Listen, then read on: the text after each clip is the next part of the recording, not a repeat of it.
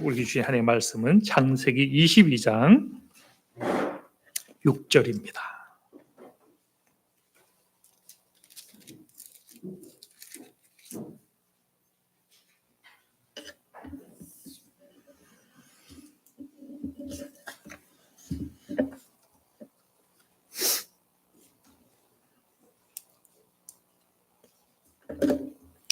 네, 창세기 22장 6절 받들어 봉독하겠습니다.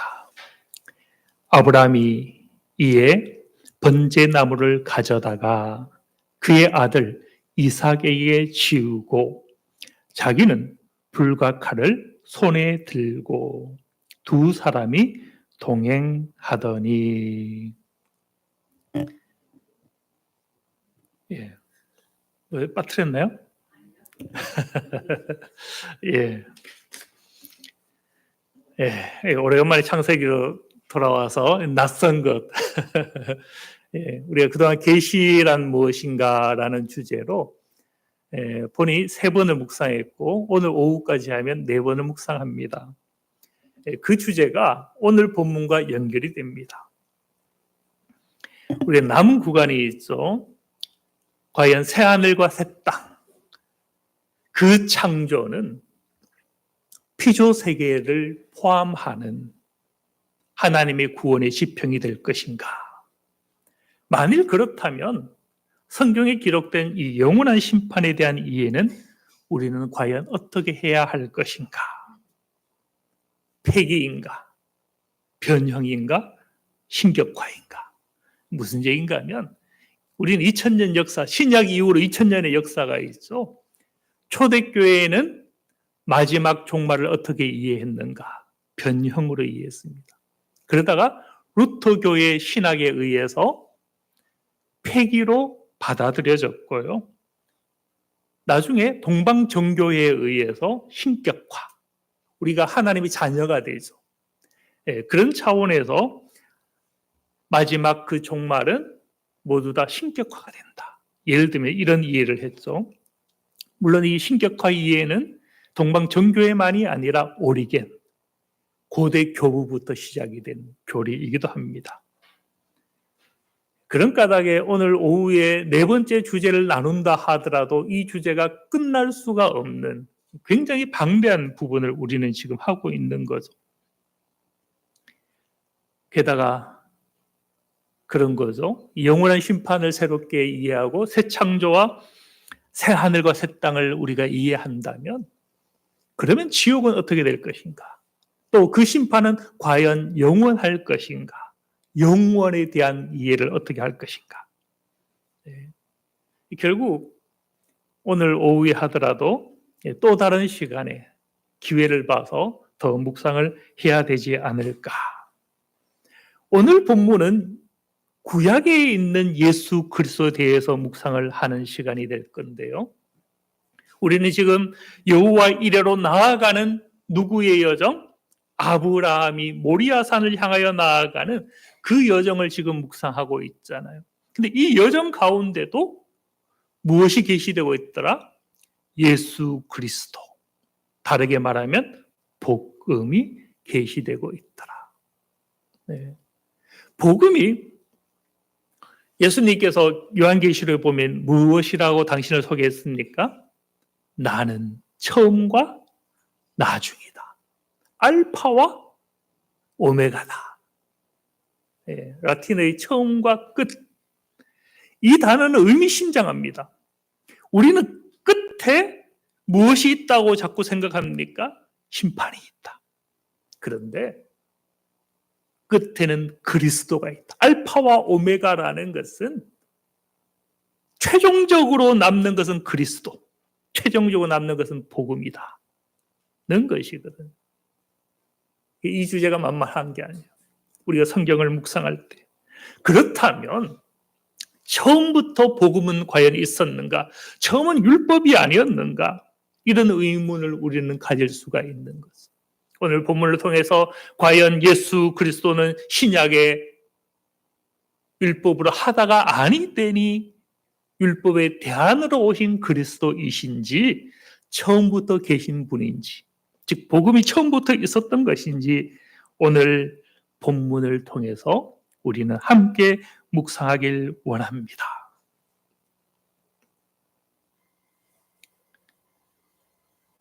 우리가 9가지로 끝낼지 10가지로 갈지 모르겠지만 지금 우리는 많은 시간을 통해서 여섯 번째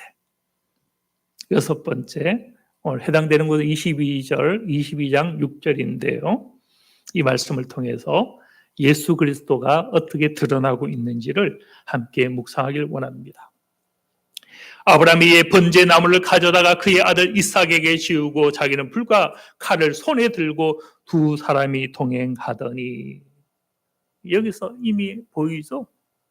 네. 번제나무를 누가 지고 가고 있습니까? 이삭이. 그 나무는 무엇할 나무입니까? 자기 자신이 번제로 드려져야 할 그 나무죠. 우리는 예수 그리스도께서 십자가 지실 때 그 십자가를 친히 지고 가시는, 당신이 달릴 십자가를 지고 가는 그 모습을 우리가 알고 있는데요. 그 형상이 누구를 통해서? 이삭을 통해서 투영되고 있다. 이 이삭은 누구였습니까? 사랑하는 독자였죠.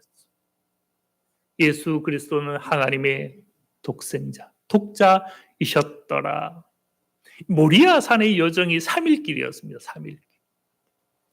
십자가, 그렇게 보면요, 하나님께서 내 사랑하는 독자 아들 이삭을 모리아 산에서 가서 번제로 드리라라고 그 계시를 받았을 때, 물론 성경에 보면 아침에 일찍 일어나 아무 고민 없이 아브라함이 순종한 것처럼 보이지만, 그 말씀을 받았을 때 아브라함의 심정은 이미 십자가 가운데 들어선 거예요. 죽음과 사망을 그때 경험을 한 거예요. 며칠간? 3일간. 여호와 이레의 사건이 직접적으로 눈앞에 펼쳐지기 전까지 이 3일간은 죽음 가운데 그의 자식은 이미 죽었고 자신도 죽었더라. 네. 그것을 보면 이미 오실 메시아는 어디도? 구약에도 계시되고 있더라. 계시되지만 분명하게 계시된 것이 아니라 무엇과 같습니까? 그림자와 같은 거죠. 그래서 성경은 이것을 보여주고 있죠. 신약은 구약을 무엇이라고 이야기합니까? 이것들은 장래일, 구약 기준으로는 장래입니다. 예수님이 오시는 그때는 그것의 그림자이나 몸, 실체는 무엇이다? 예수님이다. 이삭을 통해서 나타난 이 모든 것이 하나의 그림자인데 그 그림자의 실체는 예수님이다라는 것이죠. 히브리서 9장 24절도 말씀합니다. 그리스도는 참것의 그림자이시다. 참것의 그림자인 그것과 같지 않다. 성소, 구약의 율법의 모형과 절기, 이 모든 것은 장차 있을 참것에 대한 그림자였다라고 히브리서도 같이 말씀을 하고 있죠. 또 10장 1절도 마찬가지죠. 율법은 장차 올 좋은 일의 그림자일 뿐이요. 네. 그렇다면 구약에서 우리는 율법을 발견하는 것이 아니라 이 그림자요, 약간 흐릿하기는 하지만 거기서 무엇을 발견할 수 있다는 겁니까? 예수 그리스도. 다르게 말하면 우리는 구약에서 복음을 보게 되더라라는 것이죠. 이것은 사도 바울의 해석이고 또 히브리서 기자만의 해석인 것이 아니라 예수님도 친히 말씀을 하셨죠. 누가복음 22장 44절 이하에 보면 주님께서 무엇이라고 말씀하셨나요? 모세의 율법과, 모세의 율법 하면 흔히 우리는 모세 오경, 창세기, 출애굽기, 레위기, 민수기, 신명기를 뜻하죠.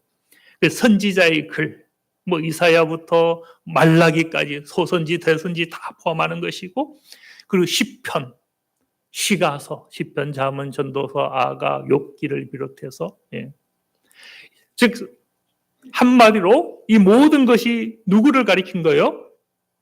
나를 가리켜, 예수 그리스도를 가리켜 기록한 것이더라. 그러면 예수님은 신약에 이르러서 비로소 구약의 율법을 주셨는데 이것으로 하다가 아니 되니 대안으로 오신 것이 아니라 처음부터 알파시고 오메가이시더라.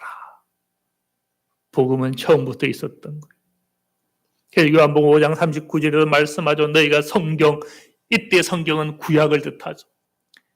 구약에서 영생을 얻는 줄 알고 생각하고 성경을 연구하거니와 이 성경이 곧 나에 대하여 증언하는 것입니다.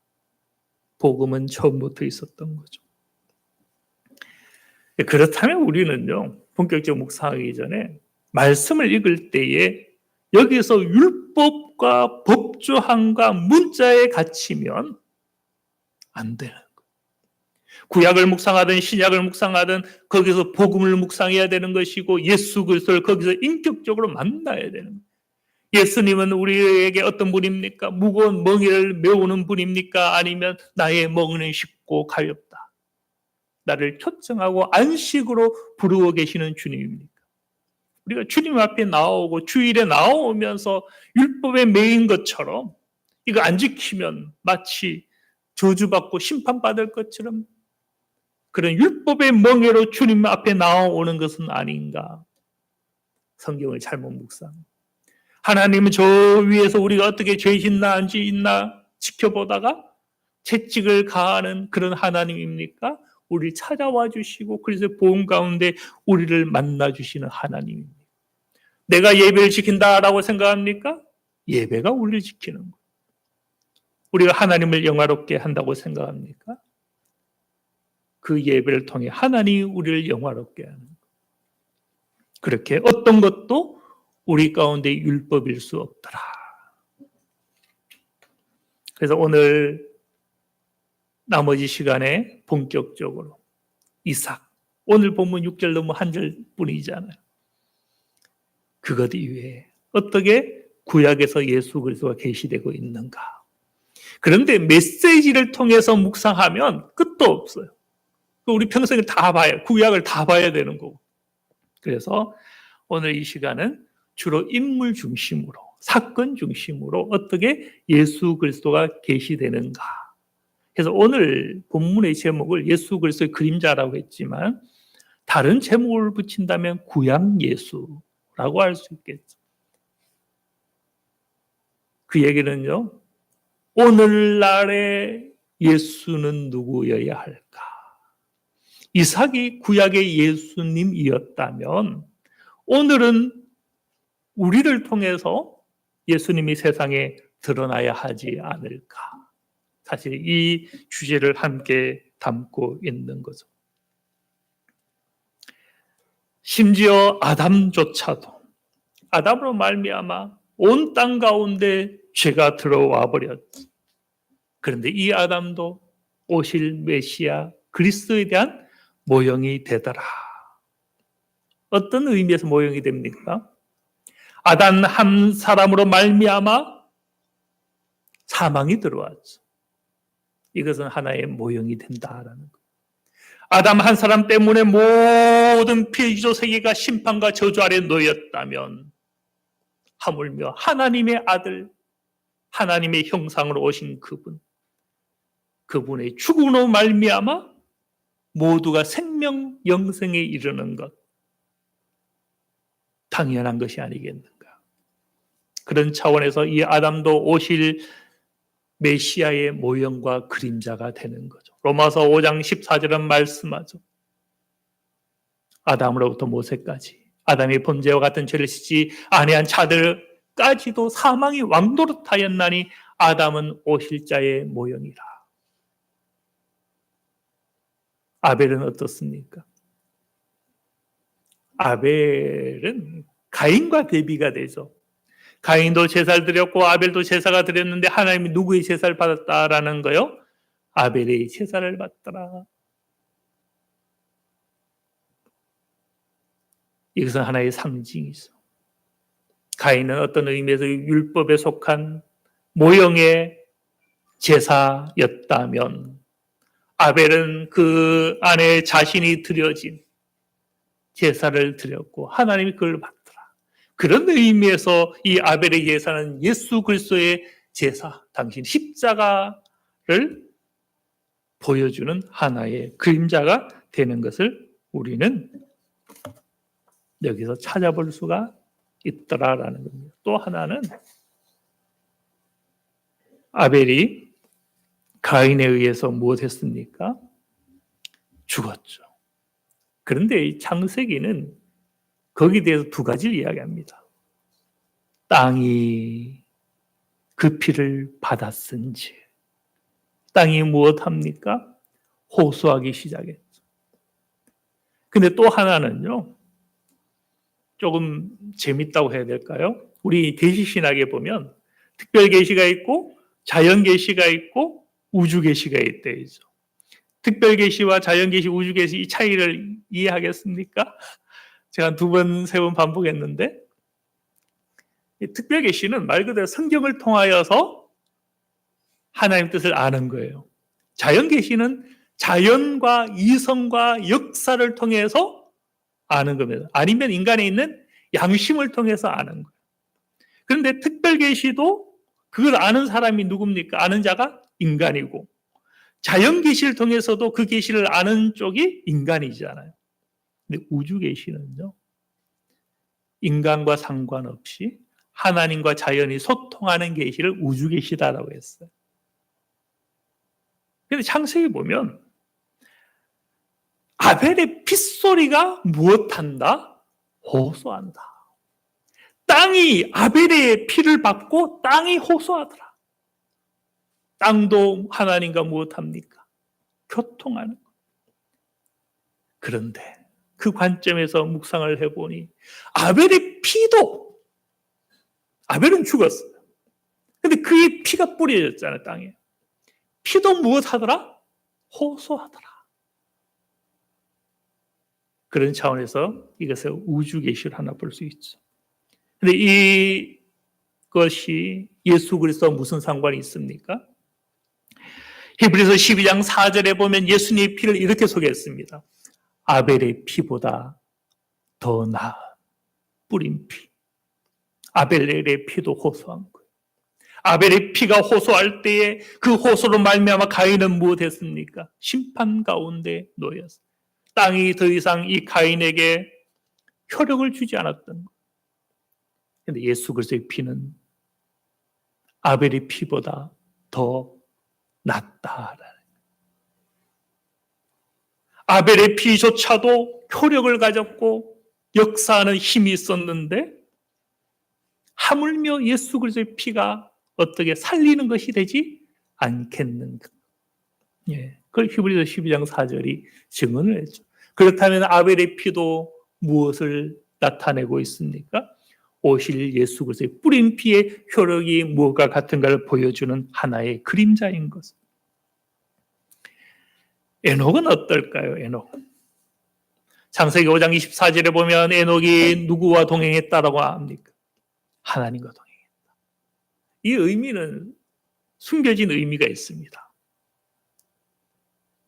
에녹이 하나님과 동행할 때에 사람들이 에녹 옆에 계신 하나님을 봤다는 겁니까?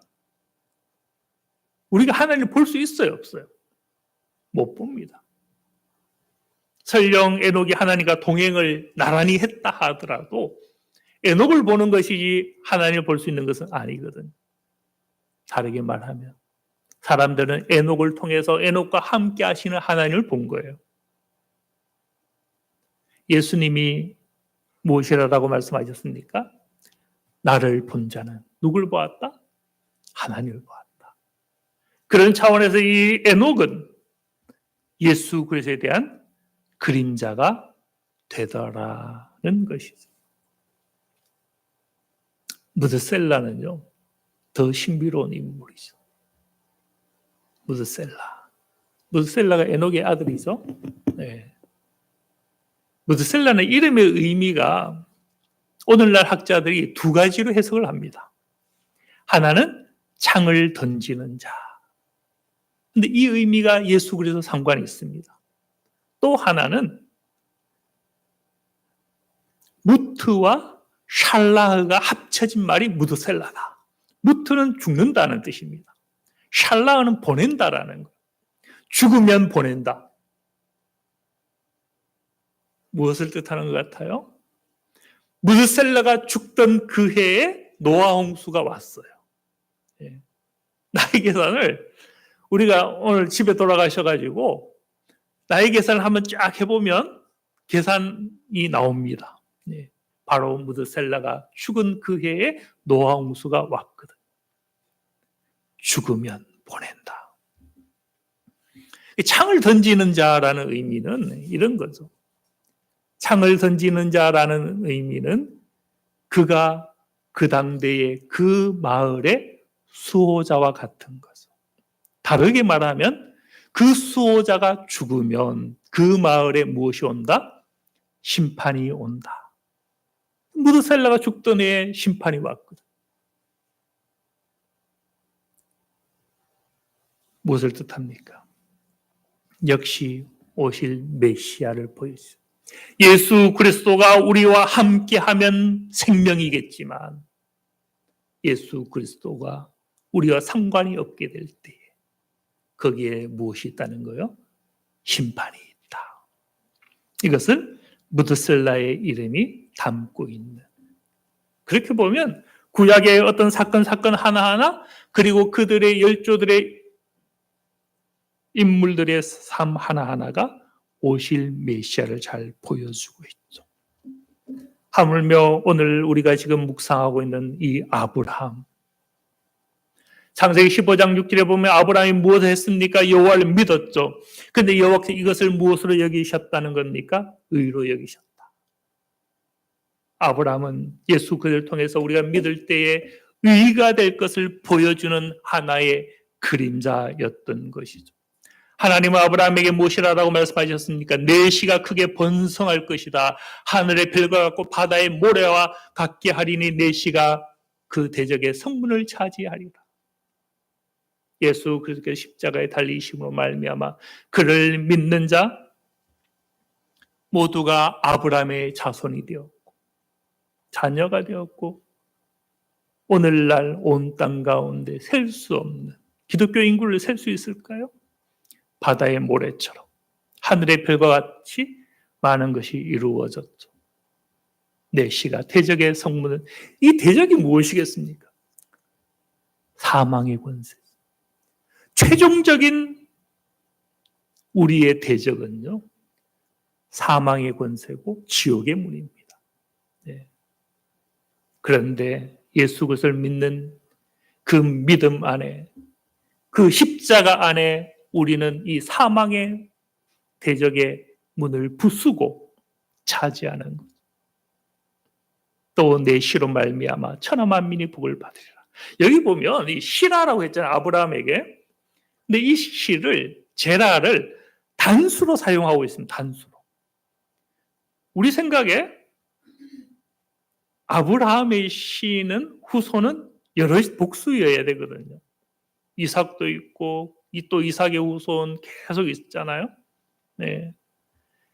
근데 항상 여기 보면 단수로 등장하죠. 이 단수로 등장하는 것이 바로 이 씨는 아브라함과 다윗의 자손으로 오실 예수 그리스도 한 분. 네. 결국 아브라함을 통해서 나타난 것도 오실 메시아 그분에 대한 사역이죠. 이 갈라디아서 3장 16절에 보면 사도 바울이 이것을 이렇게 해석을 하는 거예요. 이 약속들은 아브라함과 그 자손에게 말씀하신 것인데 여럿을 가리켜 그 자손들이라 하지 아니하고 오직 한 사람을 가리켜 내 자손이라 하였으니 곧 그리스도다. 믿음의 눈으로 보면 구약 사건 하나하나가 다 무엇과 상관이 있다는 겁니까? 예수 그리스도. 아브라함이 조카 롯을 위해서 중보 기도를 했죠. 기도하지 않으면 소돔과 고모라가 멸망할 때 롯도 같이 죽게 되니까 끊임없이 기도하잖아요. 50명, 하나님 45명이면 어떻겠습니까? 40명, 하나님 30명, 하나님 20명, 하나님 10명. 어떻게 보면 그 기도가 거절된 것 같은데 조카 롯을 무엇했어요? 하나님이 건져주셨죠. 의인 10명이 없었지만 조카 롯은 건짐을 받았죠. 예수님은 무엇하는 분입니까? 우리의 생명을 위하여 하나님 보좌 우편에 계셔서 우리를 위하여 변호하시고 구해주시는 분이시죠. 그것을 보면 이 아브라함의 기도의 행위는 오실 메시아의 우리를 위한 간구에 대한 그림자가 되더라라는 겁니다. 또 누가 있을까요? 아브라함과 멜기세덱은 서로 만났죠. 그런데 솔직히 놀랍지 않습니까? 하나님이 누굴 택했습니까? 열방 가운데 아브라함을 택했잖아요. 그런데 이 아브라함 당대에 이미 하나님의 제사장인 멜기세덱이 있더라.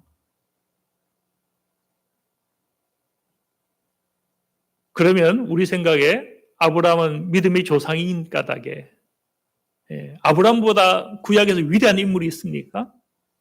모세조차도 아브라함의 후손이기 때문에 아브라함보다 크지 못합니다. 다윗 마찬가지. 가장 정점에 아브라함이 있는데 이 아브라함이 누구에게 11절 드렸습니까? 멜기세덱에게 11절 드렸어요. 누가 더 큰 거예요? 멜기세덱이 더 큰 거죠. 멜기세덱이 누구였다라는 거예요? 오실 메시아에 대한 그림자였다. 이 멜기세덱이 아브라함을 맞이할 때 보면 떡과 포도주를 가지고 맞이합니다. 이 떡과 포도주는 무엇에 대한 상징이겠습니까? 예수 그리스도의 당신의 살, 예수 그리스도의 당신의 피를 상징하겠죠.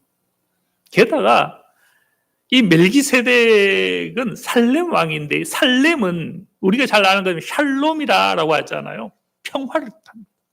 살렘 왕이다라는 것은 이 멜기세덱이 평화의 왕이다라는 거예요. 오실 메시아가 무엇한다라는 거예요? 평화의 왕이다. 그리고 멜기세덱이라는 말 자체 안에 정의의 왕이라는 뜻이 있습니다. 세덱이 체데크거든요. 체데크. 정의로운, 공의로운, 멜기, 왕. 살렘왕 멜기세덱은 풀었으면 평화의 왕이요, 정의로운 왕, 이런 의미가 됩니다. 그분이 누굽니까? 예수님이잖아요, 예수님. 평화의 왕이요, 정의로운 왕이 당신의 살과 당신의 피를 가지고 나왔으니 그는 지극히 큰 하나님의 제사장인 까닭이더라. 이런 의미가 되는 거죠. 그렇게 보면 구약 곳곳에 만약에 제가 오늘 이 시간에 오후 예배면 우리 성도님들에게 구약에서 관심 있는 어떤 인물이든지 아무나 이야기해달라 해서 막 받아 적었다가 그 사람이 어떻게 예수 그리스도를 계시하고 있는지를 했을 거예요. 그만큼 구약 전체는, 그리고 그들 한 사람 한 사람은 누구를 계시하고 있다? 예수 그리스도. 이것을 우리가 안다면요, 오늘 우리를 통해서는 과연 예수 그리스도가 이 땅 가운데 드러나고 있는가?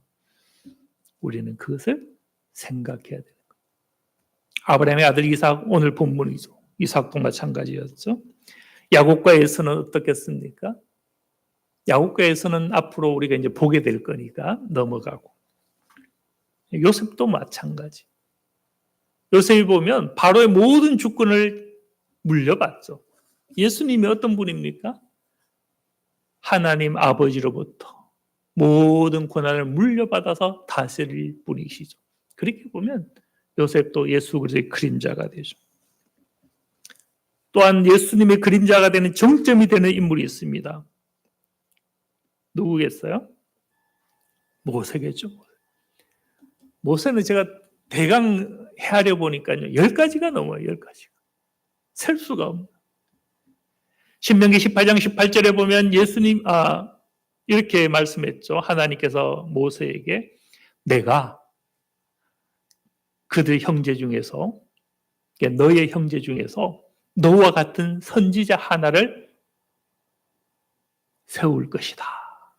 그리고 내 말을 그의 입에 두리니 내가 그에게 명령하는 것을 그가 무리에게 다 말하리라.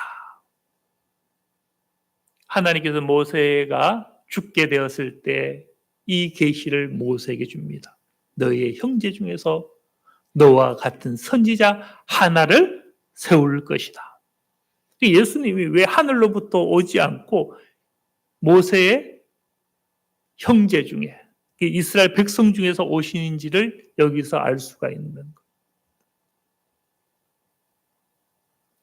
내 말을 그의 입에 두리니. 예수님이 이 땅에서 항상 말씀했죠. 내가 말하는 것은 내가 스스로 하는 것이 아니요 아버지께서 내게 주신 것을 말한다. 이 말씀에 대한 성취인 거예요. 내가 그에게 명령하는 것을 그가 다 말하리라. 주님은 항상 대언을 하셨죠. 그리고 모세가 무슨 사역을 했습니까? 불뱀으로 인하여 이스라엘 백성이 고통받을 때에 하나님께서는 놋뱀을 장대 위에 달라. 그 놋뱀을 보는 자마다 살리라라고 했죠. 그런데 그 장대 위에 달린 놋뱀이 무엇을 상징했다는 겁니까? 십자가에 달린 그리스도. 그리스도를 보는 자마다, 믿는 자마다 산다. 생각해 보세요. 우리는 뱀의 상징을 무엇으로 봅니까? 악으로 보잖아요. 그런데 뱀조차도 무엇에 대한 그림자였습니까? 예수님에 대한 그림자까지 되었다. 하물며 오늘 우리가 그리스도의 그림자가 될 수 없다면 생각해 봐야 돼요. 구약에서 아담조차도 그리스도의 그림자가 되었잖아요. 그로 말미암아 사망이 왔는데 그조차도 그림자가 되었잖아요. 우리는 그렇게 그림자가 되어야 되는 것. 또 모세 시대 때 이스라엘 백성 광야에서 무엇을 먹었습니까? 만나를 먹었죠. 주님은 말씀하셨죠. 너희들이 그 만나를 먹고도 죽었지만 너희 선조들은 하늘로부터 오는 떡, 나는 그 생명의 떡이다. 나를 먹는 자마다 죽지 않으리라. 그렇게 보면 만나도 오실 메시아 당신이 무엇을 주실 것? 살을 내어 주실 것에 대한 그림자인 거죠. 또 모세를 통하여 하나님은 유월절 규례를 보여주셨잖아요. 바로 그 유월절 어린 양이 누구다라는 거요? 그리스도다. 이스라엘 백성이 광야에서 마실 것이 없었을 때 반석에서 물을 내었죠. 이 반석이 무엇이다라는 거예요. 고린도전서 10장 4절에 의하면 반석이 바로 그리스도라. 모세는 넘치는 거예요. 삶 하나하나가, 심지어 모세가 태어날 때에 어떻게 되었습니까? 태어나자마자 남자는 다 죽여라. 예수님이 오셨을 때도 마찬가지였죠. 2살 아래의 남자는 다 죽이게 되었죠. 모세는 물에서 건짐을 받았는데 그래서 건졌다라는, 구원받았다라는 그 이름이 모세란 뜻이잖아요. 예수님은 죄에서 구원할 자, 구원이라라는 이름이거든요.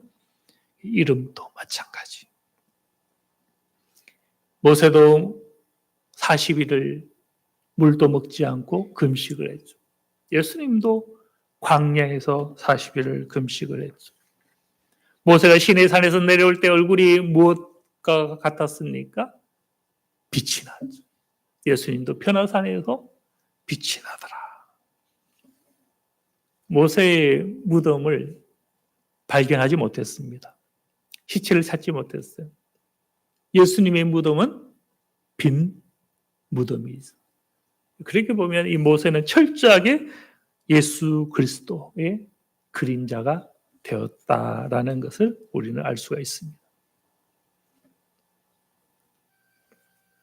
뭐 여호수아 이름만 해도 마찬가지죠. 여호수아는 여호와의 구원이죠. 원래 여호수아는 이름이 호세아였습니다. 호세아는 구원을 뜻했고 거기다가 여호와의 이름을 붙여서 여호수아가 된 것이 여호와의 구원. 이 여호수아, 호세아에서 여호수아, 나중에 느헤미야에 보면 예수아, 발음이 예수아로 바뀌었고 신약에서 이 예수아가 예수가 된 겁니다. 여호수아는 그의 이름을 통하여서 오실 메시아의 하나의 그림자가 되었죠. 여호수아는 요단강을 건너 가나안에 갔죠. 예수님 믿으면 나 요단강 건너가면 어디 갑니까? 천국 간다 하죠. 예, 같은 거예요. 그렇게 여호수아도 그랬고요. 사무엘도 보면 그 말이 땅에 떨어지지 아니하였더라.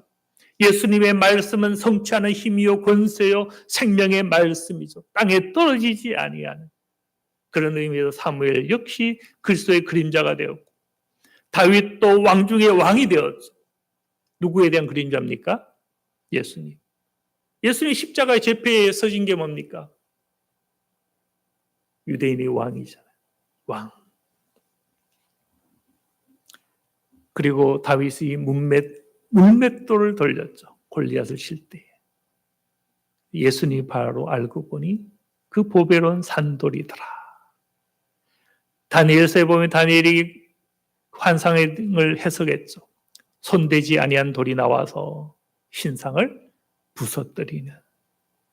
나중에는 우상을 그 친 돌이 태산을 이루어서 온 세계에 가득하였다. 그 돌이 알고 보니 예수 그리스도 보배로운 산돌이더라. 네. 또 누가 있을까요? 뭐 솔로몬도 마찬가지예요. 솔로몬은 평화의 왕이었죠. 솔로몬 시대에는 전쟁이 없었죠. 무엇에 대한 상징이겠습니까? 예수 그리스도. 그분 통치하는 새하늘과 새 땅은 더 이상 전쟁이 없는. 솔로몬 시대를 이렇게 표현했죠. 포도나무 아래와 무화과 나무 아래 평안히 살았더라. 솔로몬 하면 지혜죠. 예수님이 바로 이 땅에 오셨을 때 지혜가 충만했죠. 그런 의미에서 솔로몬은 하나의 그리스도에 대한 그림자예요. 또 요나에 대해서 예수님이 말씀하셨죠. 요나가 밤낮 사흘 동안에 큰 물고기 뱃속에 있었던 것 같이 인자도 밤낮 사흘 동안 땅 속에 있으리라. 요나 선지자도 오실 메시아의 그림자이었더라. 뭐 다니엘 등등등등. 해서 혹시 예배 마치고요. 또 새로운 인물을 이야기해 주시면 제가 또 한번 다른 기회에 더 묵상하도록 하겠습니다. 이 말씀을 마칩니다. 오늘 본문에 있는 이사, 그 번제나무를 자기가 등에 지고 모리아산을 향하는 이것이 그리스도의 그림자가 된 것처럼 하나님은 그리고 그 복음은 저 신약 한 즈음에 나타난 것이 아니라 처음부터 모든 시대에 당신의 보내는 선지자를 통하여 복음은 항상 계시되고 있더라. 그 하나님은 오늘 이 시대에도 우리의 삶을 통해서 우리를 통해서도 계시되기 원하신다. 우리가 침묵하면 안 되는 거예요. 우리의 삶을 통해서 주님을 나타내지 아니하면 아니 된다라는. 그럼 우리가 나중에 주님 뵐 때 할 말이 없는 거예요. 너는 증인으로 살아왔는가? 할 말이 없는 거예요. 증인으로 살아가시는 은혜가 있으시길 바랍니다. 예. 그렇게 보면 한번 보세요. 이 복음은 알파와 오메가 처음과 나중 모든 겁니다.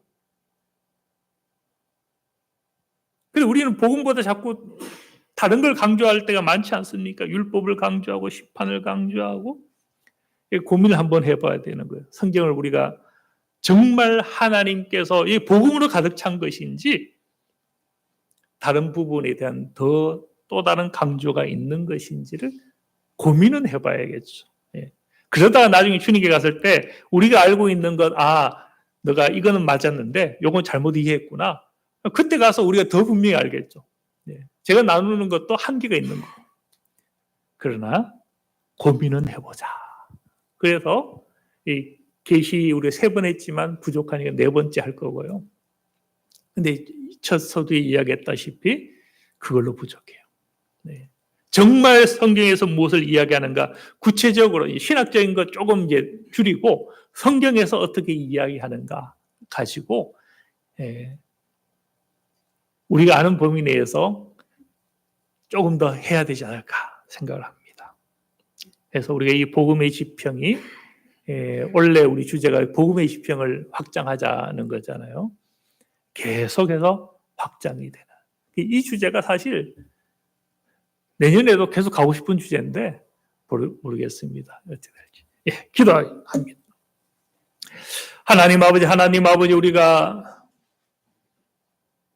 성경을 상고할 때에 문자에 갇히고 율법에 매이고 머무는 신앙이 아니라 어디서든지 예수 그리스도를 발견할 수 있는, 예수 그리스도가 우리의 생명이 되고 복음이 될 수 있는, 그 복음을 우리로 말미암아 세상에 전할 수 있는 이 은혜가 우리에게 있게 하여 주시옵소서. 모든 것 감사드리며 예수 그리스도의 이름으로 기도드립니다. 아멘.